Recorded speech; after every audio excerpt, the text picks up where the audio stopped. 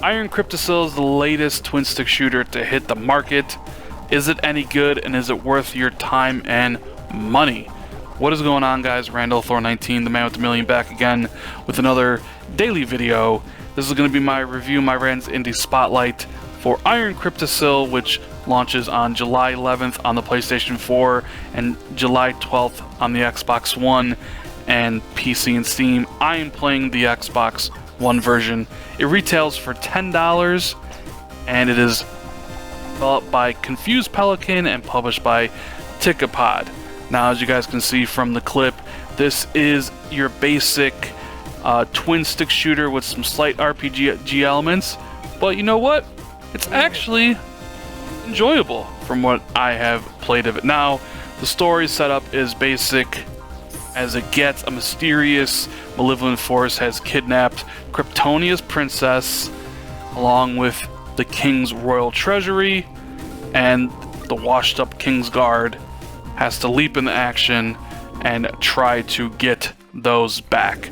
So there's like a beginning cutscene where the princess gets stolen and all the treasure gets taken, and there's a big hole in the ground, and you as the knight jump in after it, and you land on floor 1, and a map opens up with all these different areas you can go to, and every time you come into a new room you have to kill all the enemies there.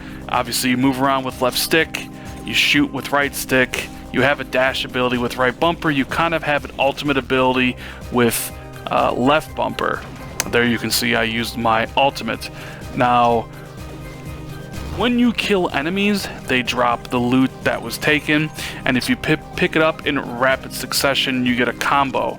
And what that does for you is, on the left side of the screen, you have an experience meter. You can see that underneath the hit points and all that stuff, and as you level up, you get more health, you can deal more damage, and things like that. But interestingly enough, I actually was enjoying my time with this game, even though it's a very basic concept, even though there have been plenty of twin stick shooters.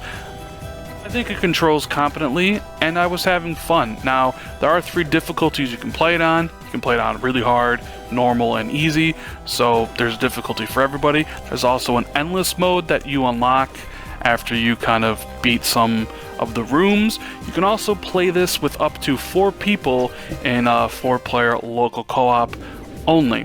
Now, the money and the loot you get, because some of the times you'll get coins, you can spend those in shops to increase your health or increase the damage or the speed or any of that stuff. You just kind of have to pick your right way, because after you beat the room, you can kind of go in one of the directions you want, and at the end of every room, well, you know what awaits you. It's your typical boss fight.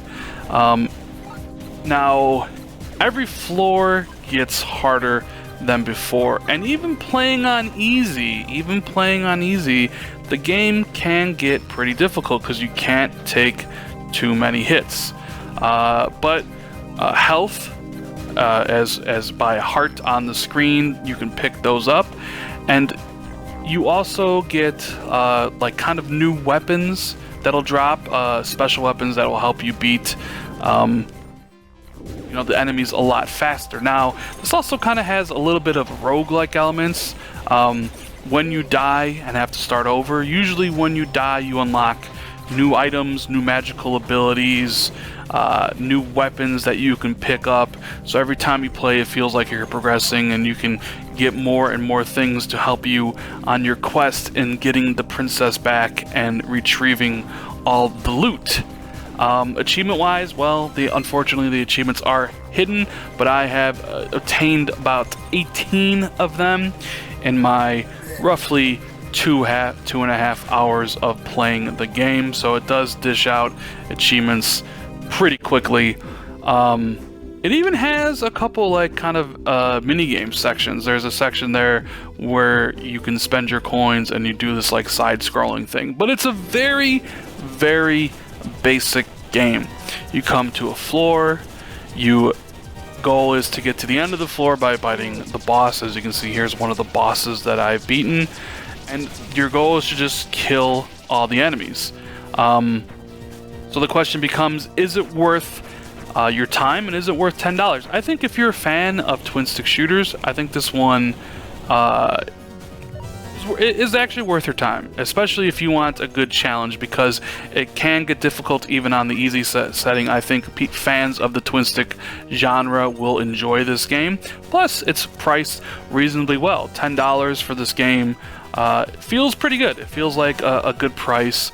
There seems to be, you know, not a ton of content, but it's not overpriced, if you know, catch my drift. I think it's priced appropriately for what it offers, and there's a little bit of fun. And if you got 4 people to play it with, whether they're kids or, you know, friends just hanging out, the 4-player co-op stuff will make it seem like a good time. Now, there are a couple negatives.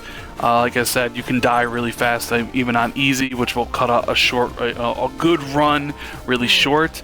Sometimes when there's a lot of stuff on the screen, you might lose your character.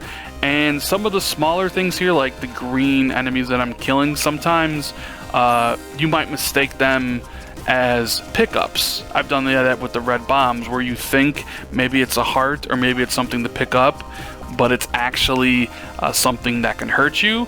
And I've actually had good runs die because of it wasn't really clear what it was. And some of that's on me for not really paying attention, but also I think some of it's on the game itself for making those particular enemies look like something that could potentially harm you. But all in all, I think this is a pretty cool game. I think it's worth your $10 if you like twin stick shooters. And I would recommend it if you are looking for a twin stick shooter to pass the time. Now, if you do have a PS4, I would recommend Nex Machina over this game, because Nex Machina is a better twin stick shooter. But honestly, you can't really go wrong with this game. I thought it was fun, and I found myself continuing to do more runs as I kept on dying.